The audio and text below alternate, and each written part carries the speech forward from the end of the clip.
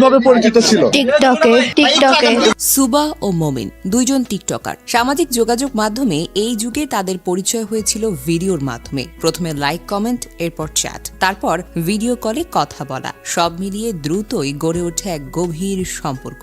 একদিন সিদ্ধান্ত নিল শুধু অনলাইনে নয়, এবার বাস্তবেও দেখা করতে হবে তাদের। সুবা তখন ঢাকায় মায়ের চিকিৎসার জন্য পরিবার সহ মোহাম্মদপুরে এক আত্মীয়ের বাসায় উঠেছিল, আর মমিন থাকে নওগাঁয়। পরিকল্পনা ছিল একেবারে সিনেমার মতো। একদিন সন্ধ্যায় মোহাম্মদপুর কৃষি মার্কেটের সামনে দেখা হয় তাদের। প্রথম দেখাতেই প্রেম আরো গভীর হয়, আর সেই মুহূর্তেই তারা সিদ্ধান্ত নেয়, চলো বাসে করে নওগাঁ চলে যাই। একটু ভেবে দেখুন তো, 11 বছর বয়সী একটা মেয়ে, যার মা ক্যান্সারে আক্রান্ত, যার জন্য পুরোটা পরিবার উদ্বিগ্ন, সে কিনা টিকটকার প্রেমিকের হাত ধরে নিজের পরিবার ছেড়ে পালিয়ে গেল।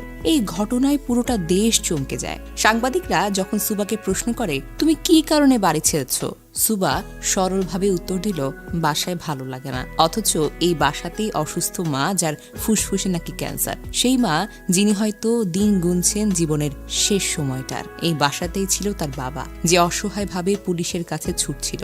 এই বাসাতেই ছিল তার পরিবারের সদস্যরা, যারা দিন রাত ধরে পোস্ট পড়ে কাঁদছিল। তবুও দেখুন না, সুবার কাছে পরিবার নয়, ক্যান্সারে ভুগতে থাকা মা নয়, বেশি গুরুত্বপূর্ণ হয়ে উঠেছিল ওই টিকটকার প্রেমিক মমিন।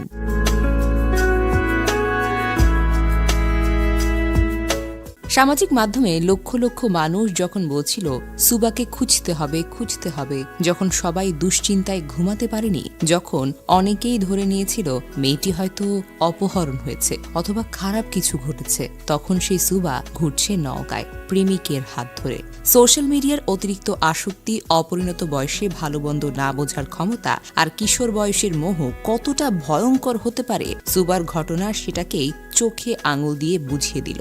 সচেতন হন, সতর্ক হন, সন্তানদের প্রতি নজর রাখুন, কারণ আজকের এই টিকটক প্রেম হয়তো আগামীকাল বড় কোনো বিপদ ডেকে আনতে পারে।